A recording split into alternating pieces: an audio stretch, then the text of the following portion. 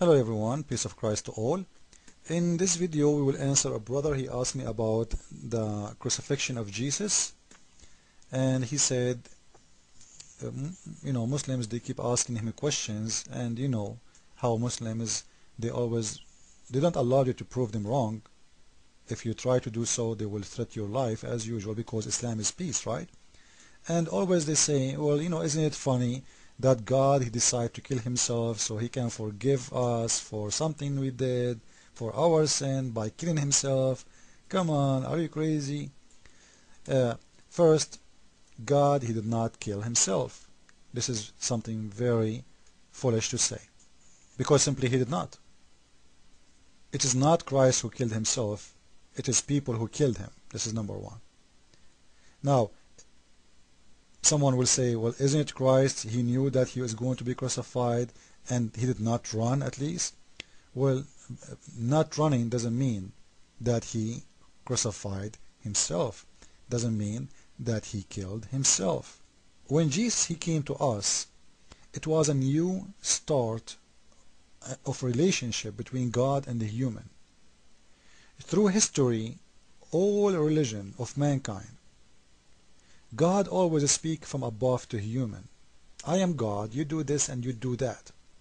And if you don't follow me, you will be punished by this and that. And you know what? A human, always they rejected in somehow the orders of this God who speak from above. Sending prophets, sending books, you know what? They cannot take it. And this is proven. Nobody is believing. And even those who they are believing, they are sinners. And they are swimming in their sin. And still there's a lot of people, they say, okay, you know what, if God is real, how come he don't show himself? So God, when he is above, we don't believe him. And then we ask him, if you are real, come to us. Then God, he decided to come to us. Then we say, you know what, if God is real, how can it be that God is a man? But didn't you ask him to show himself to you? Yeah, but a man? Okay, what about showing you himself in different way? Like, is that going to be acceptable for you? Yeah, show me. Like, what if you are God? Raise this man from death. Well, Christ, he raised man from death. Oh, you know what? Okay, what about make this blind see? Oh, Christ, he made the blind see. Oh, even in the Quran says that Christ, he can create from the mud a bird, a living bird. For real, he can give life to mud. What more you want from being a creator? Still they don't want to believe in him as God. No, come on, So whatever God he do for a human, always a human is very easy to corrupt. You will get a man like Muhammad who have sex with 6 years old girl coming to you and deleting everything Jesus Christ he did by saying, you know what? Come on, Jesus, he did not die for you, man. Don't think he's a hero. He was a coward. He ran. God, he came to us. He came to him and he told him, Jesus, run behind me. Come on, let us run, me and you. And not only that, they made Christ in the Quran look really bad. Because if Christ is good guy in Quran, what kind of a hero, this hero who asks someone else to die for him? And here is the point of a huge difference between Christianity and Islam. For us, when we say die, or Christ, he died for us, we are speaking about Christ loving us. God always send us invitation, one after one after one, by prophets, prophet after prophet, and always we reject. Christ, he came, the king himself, he don't want to send messengers no more. People, they don't accept with messengers. So he said to us, you know what, I'm going to give you the last chance. I am the king, me myself, I'm coming to you in an image of a man, in a person of a man. And this person is going to invite you, is going to show you all the proofs you need that this is God, and this is what God he can do. And not only what he can do, how much he loves you. Now how God he showed us his love, and not about he have to, by the way. Again, Christ, he don't have to, he loved too, and there's a huge difference. So Christ, he wanted to show us how much he loves us by doing something extreme, absolute love. Christ is not the same as the God of Islam. He is asking me to die for him to make him happy. He is not asking me to kill someone else to make him happy. He don't want me to be like Az-Zarqawi or Muhammad, the one who killed everyone supposedly to make his God happy. Christ said to us clearly that this is all from Satan, the one who will teach you to kill others to make God happy. He and his God are false. And he told us time will come and there's people will think by killing you, they will think they are doing a favor to God, their God, the evil. The real God will never ask people to go make him happy by destroying the earth, especially those who never harmed you, they never attack you, they never you never been in war with them. The same as Muhammad he did, he started attacking everybody, killing everybody for no reason, sending letters, either you accept me or I will kill you.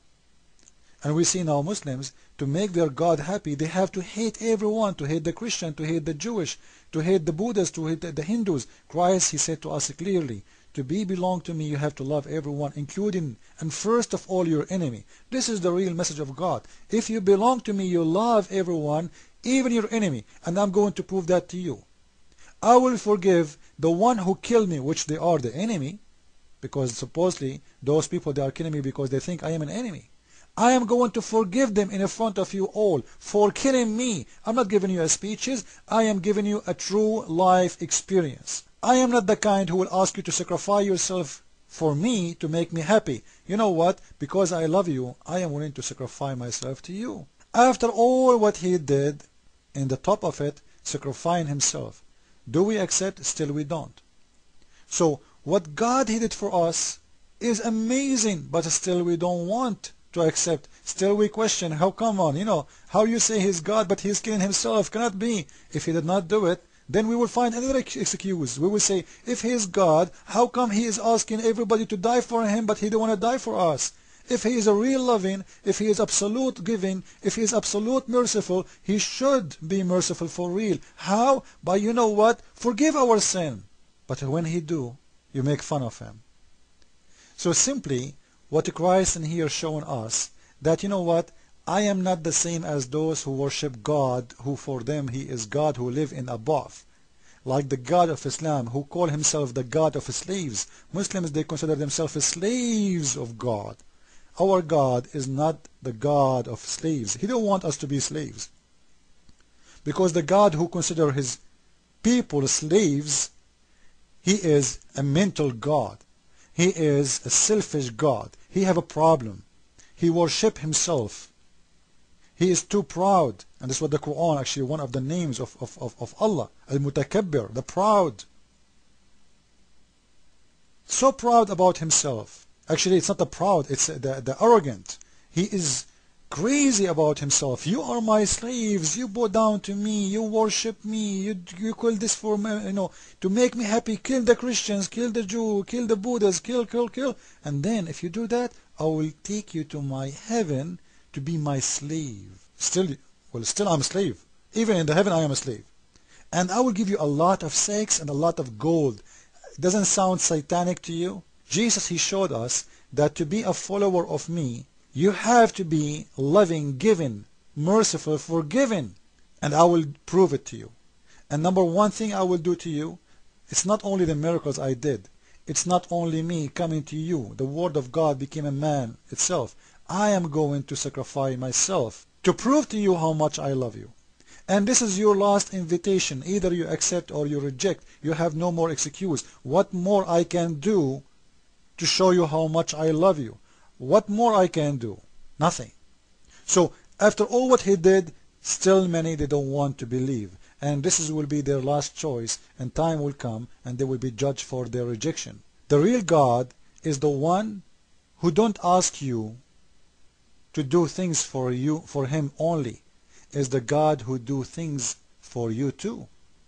And Christ, he told us, I know you are a sinner. And when we say that Christ, he died for our sin, it doesn't mean really he did die for the sin itself. This is wrong.